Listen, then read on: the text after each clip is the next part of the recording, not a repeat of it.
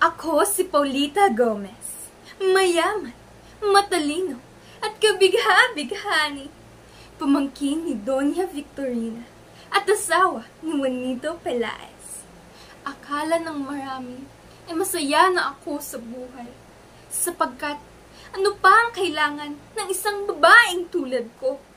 Maharlika, edukada, at maganda. Ngunit iba si Isagani. Nakita niya ang karaniwang hindi pinapansin ng iba tungkol sa akin.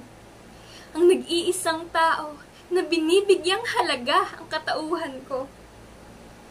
Kahit totoo na mahal ko siya, wala akong kinabukasan sa piling niya.